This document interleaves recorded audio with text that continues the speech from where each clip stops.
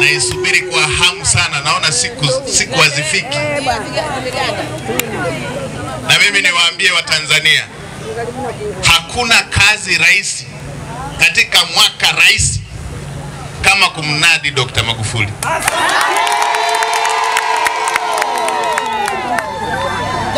Na sababu ni ndogo tu, kwamba katika wagombea wote kuanzia ndani ya CCM na nje ya CCM, twende kwenye vigezo.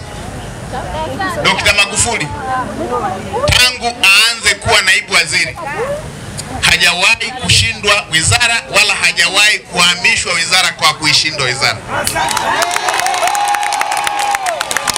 Huwa anabadilishwa kwenda kunusuru palipoharibika, na kila wizara akipewa iliyokuwa imelala siku ile ile inaonekana ni wizara inayofuatia tu baada ya ofisi ya rais.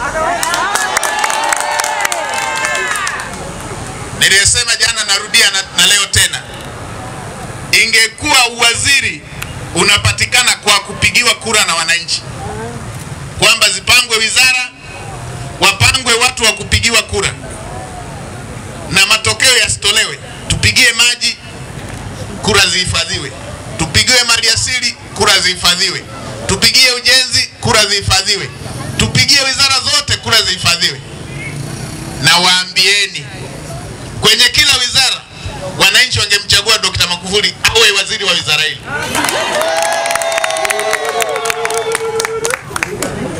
Angeshinda maji, angeshinda barabarani, angeshinda maendeleo ya jamii, angeshinda kwenye kila wizara, angeshinda maliasili. Tafasiri yake ni ndogo, kwamba sasa anatosha kuwa waziri wa wizara zote. Maana yake anatosha kuwa rais kuongoza wizara zote zile. Ameshinda kwenye kura za maoni zilizopigwa na wana CCM wanaobisha.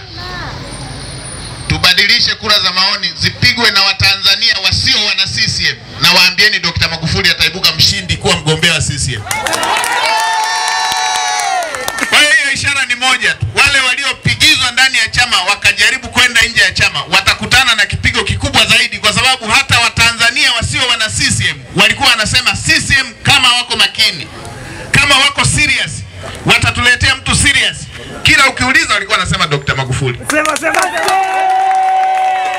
Sasa pana kazi hapo. Hii kazi naisubiri kwa hamu sana. Na mimi nipo niite, kwa sababu tunaenda kufanya kampeni huku tukiongezeka uzito. Kazi nyepesi ya kumnadi mtu makini.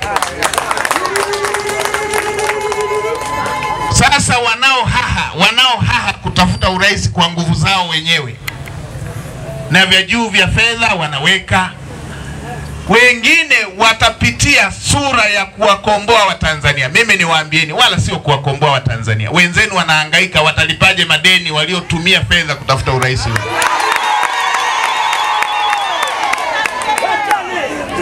Kinachosumbua ni kwamba watalipaje madeni yale. Manake wamewapa fedha mpaka wanafunzi wa shule za msingi wasiopiga kura.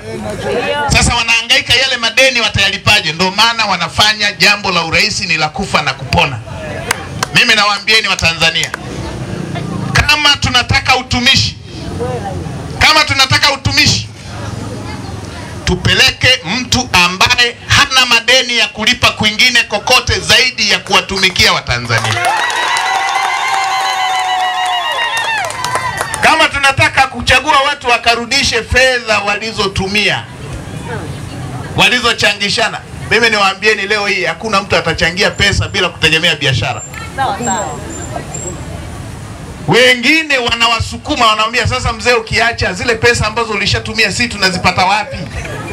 Wanasema basi nenda hivyo hivyo. Mimi nawaambieni wasiendelee kupata hasara. Hii mechi ni pesi sana. Tumejipanga. Namba 7 kulia atakaa Nape, kushoto atakaa Kibajaji, beki 2 atakaa Murichi, 3 huko atakaa Sinani.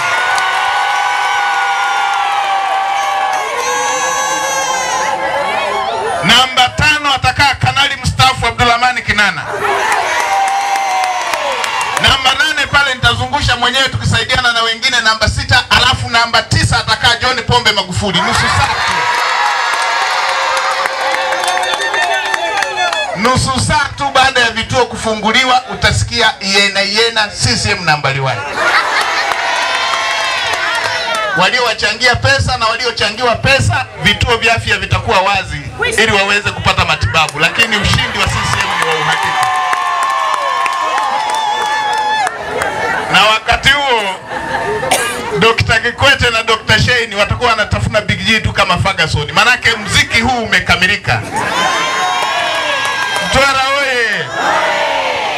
Jukwaa hili alikuwa langu na mimi niombe radhi kama mwenyekiti wa Masasi.